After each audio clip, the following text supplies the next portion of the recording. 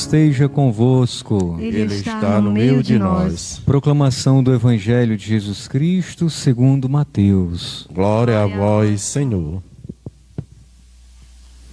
Naquele tempo, os 11 discípulos foram para a Galileia, ao monte que Jesus lhes tinha indicado. Quando viram Jesus, prostraram-se diante dele. Ainda assim, alguns duvidaram. Então Jesus aproximou-se e falou: Toda a autoridade me foi dada no céu e sobre a terra. Portanto, ide e fazei discípulos meus todos os povos, batizando-os em nome do Pai, e do Filho, e do Espírito Santo, e ensinando-os a observar tudo o que vos ordenei. Eis que eu estarei convosco todos os dias, até o fim do mundo. Palavra da salvação. Glória a vós, Senhor. Deus é fiel,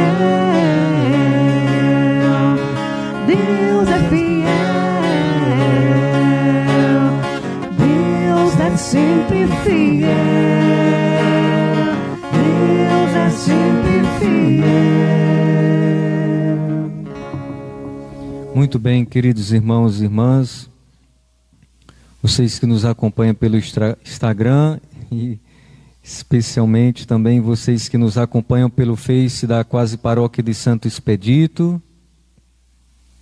A rádio está transmitindo hoje, Luiz, não, né? Que é isso, Nogueira? Então, eu queria dirigir a vocês uma breve palavra nesse momento, e serei muito breve mesmo. Hoje nós celebramos a ascensão do Senhor, a ascensão de Jesus. É uma palavra para dizer a subida de Jesus, né? O retorno de Jesus, quer dizer mesmo subida, e com isso nós indicamos essa ideia do retorno de Jesus à sua morada, a casa do Pai. Nós sabemos, Jesus nos deixou vários sinais, nos deu várias dicas de que a sua natureza não é humana, a sua natureza essencialmente, né? A sua essência não é humana. Jesus assumiu a natureza humana, mas a sua natureza, vamos dizer assim, em essência mesmo, é divina. Portanto, sendo divino, a morada permanente de Jesus, né? Permanente no sentido físico mesmo, não é neste mundo. Nós sabemos que Jesus faz morada permanente neste mundo, mas através do Espírito. E a sua morada em pessoa física neste mundo foi transitória, né? Então, como humano, Jesus foi transitório também neste mundo. E claro que como Deus, né, uma vez que ele não separa, né, essas duas naturezas não se separam depois que ele assumiu a nossa humanidade. Mas com isso Jesus está exatamente nos dizendo que a partir da sua encarnação, especialmente a partir da sua encarnação, nós também começamos a fazer parte de um modo muito forte desta dimensão também divina, da sua divindade, especialmente através do batismo. Nós começamos a fazer parte da vida divina. E então vejam, fazendo parte da vida divina, ou seja, fazendo parte da vida de Deus, a nossa morada neste mundo também é transitória. Eis a questão, né? O que nos indica a festa de hoje é isso. A nossa morada neste mundo também é transitória. Eu acho que nós estamos vivendo dias, talvez, sobretudo para nós, que temos aí essa idade, né? Que estamos neste século, digamos assim. Nós nunca tivemos tanta certeza pelo menos para quem tem juízo, para quem pensa um pouco, isso vale para todos, ricos, pobres, para todos, quem tem uma prática religiosa, quem não tem. Nunca tivemos tanta certeza de que a qualquer momento nós podemos deixar esta morada. Né, Teresa? A qualquer momento nós podemos deixar essa morada. Então é bonito a gente olhar para os textos sagrados, para a vida de Jesus, para os mistérios da vida de Jesus, e a gente poder colher esta lição, e a gente poder ver exatamente isso. Jesus deixou este mundo depois de cumprir a sua missão, porque a sua casa permanente não é aqui. A sua casa permanente não é aqui. O meu reino não é deste mundo, disse Jesus, né? O meu reino não é deste mundo.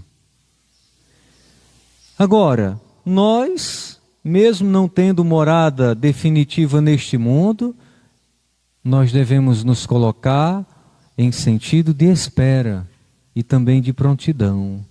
E nós não esperamos sozinhos. Nós não esperamos e nem caminhamos isoladamente, egoisticamente, no individualismo cruel que nós vemos neste mundo, cada um por si. Jesus nos dá uma dica. Na primeira leitura, diz o seguinte: não vos afasteis, isso é Lucas relatando o que Jesus falou para os discípulos, né? Não vos afasteis de Jerusalém, mas esperai a realização da promessa do Pai, da qual vós me ouvistes falar. Da qual vós me ouvistes falar. Quem foi que falou? Jesus aos discípulos. Que promessa é essa? A promessa da vinda do Espírito Santo e, portanto, da presença permanente de Deus através do Espírito nesta comunidade. Então veja, não vos afasteis de Jerusalém. O que representa Jerusalém neste momento? Jerusalém representa exatamente a união dos cristãos, o local de união e de reunião dos cristãos. Eu diria, representa ali a igreja nascente, a comunidade de fé. Então, Jesus nos dá essa dica. Como pessoas de fé, qual é a primeira dica de Jesus? Não nos afastemos da comunidade de fé. E nós temos um exemplo que não deu certo. Tomé. Tomé, quando Jesus se apresenta aos discípulos, Tomé na primeira aparição não estava. Então ele teve a oportunidade, mas perdeu. A oportunidade de tocar o Senhor, de ver o Senhor, assim como os discípulos fizeram, assim como os discípulos experimentaram. Então, estar fora da comunidade é um grande risco, o risco da gente não ver e não tocar o Senhor. E aqui ver não só com esses olhos e não só tocar fisicamente, mas ver e tocar com os olhos da fé. Tocar, sentir, tocar é sentir, né? Então vejam, a comunidade de fé, nós não, como cristãos, nós não podemos viver uma fé isolada. E você que está em casa, aprenda isso também. Nós devemos aprender isso. Nossa fé tem uma dimensão comunitária que é essencial. Essencial é aquilo que não pode faltar. Se faltar, fica aleijado, fica incompleto. Então, não vos afasteis de Jerusalém, mas aguardai a promessa. A promessa que eu já fiz a vocês, da qual eu falei para vocês.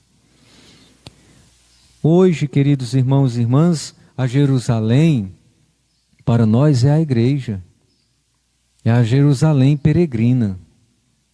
Esta é a Jerusalém, que vai nos levar, se nós soubermos perseverar, à nova e eterna Jerusalém, para onde nós todos nos encaminhamos, que é o céu. A nova e eterna Jerusalém, que é o céu. Então, a festa de hoje nos indica exatamente isto. Primeiro essa tônica aí de comunidade, depois nos coloca nessa dimensão de esperança, ou seja, de uma caminhada que terá um fim. A esperança é isso. A esperança nos põe a caminho de um objeto, a caminho de um fim. A esperança não nos deixa parar no caminho. Por isso que na segunda leitura, no final desta leitura, diz o texto que os discípulos estavam aí parados, olhando Jesus subir. Por que vocês estão aí parados? Esse mesmo Jesus um dia voltará para vir buscar vocês. Então, ele voltará, é o fim. Entendem? É o fim para o qual nós todos caminhamos. Então tem um fim. Quando a gente caminha sem ter um rumo, sem ter uma esperança, sem ter um objetivo, o objetivo é o fim. O fim não como acaba, né? Como, vamos dizer assim, como final, mas como realização. A gente caminhar então sem essa esperança é perigoso. É muito perigoso a gente caminhar sem essa esperança. Então, a segunda leitura nos apresenta exatamente isso. Se vocês soubessem a esperança que envolve em vocês. Se vocês tivessem consciência daquilo que espera vocês, diz o apóstolo Paulo aos Efésios. Às vezes nós não temos tanta esperança, né? Nós caminhamos sem saber sem saber se somos amados, sem saber se somos acompanhados, sem saber quem nos acompanha. É um grande problema isso. Tem um filme que ilustra um pouco isso, claro, uma outra visão, mas é um filme muito interessante que chama-se Vendedor de Sonhos. Quem puder, assista. Já assistiu? Leu o livro, né? Muito, muito interessante. Há uma diferença muito grande da gente caminhar tendo uma esperança, sabendo que é amado, sabendo dos desafios também, mas sabendo do fim. Tem que trilhar um caminho e lá tem um fim. Ou seja, lá tem uma realização. E a gente caminhar sem saber disso. Há uma grande diferença, né? Então, a segunda leitura nos coloca exatamente nesse contexto. Quer nos mostrar que uma esperança maior nos envolve e um final feliz nos espera, que é o céu. Que é o céu. Para finalizar, o Evangelho, depois de tudo isso, o Evangelho coloca exatamente esta primeira comunidade dos cristãos num sentido de missão. Não dá para experimentar tudo isso e ficar só olhando. Por isso Jesus conclui o Evangelho dizendo: ide pelo mundo inteiro e ensinai a todas as criaturas. Ide pelo mundo inteiro. Então, quem tem esta esperança, quem teve essa experiência com Cristo ressuscitado e está imbuído desta esperança de um final, ou seja, de uma realização feliz no final, com certeza quer compartilhar isso com os outros. E compartilhar significa anunciar, não ficar parado, só olhando. Que beleza, que grandiosidade. Não, é colocar agora a mão na massa e anunciar. Anunciar. Se você já fez a experiência de fé com Jesus, com a igreja, se pergunte: eu estou parado ou eu estou fazendo alguma coisa para que Jesus seja conhecido? Eu parei no tempo? Ou eu estou caminhando? Ou eu estou evangelizando? Tantos dons você tem, tantos dons Deus já nos concedeu, não justifica um cristão que recebeu tantos dons ficar parado, sem fazer nada, e a igreja precisando de você para levar o nome de Jesus de algum modo. Que Deus nos ajude, queridos irmãos e irmãs, e que a ascensão do Senhor já seja a nossa vitória e nos motive a levantarmos nossa cabeça e a ajudarmos outros também a entrar nesse mesmo caminho e darem passos, como nós também estamos, mesmo lento, mas estamos dando. Louvado seja nosso Senhor Jesus Cristo. Para sempre seja louvado.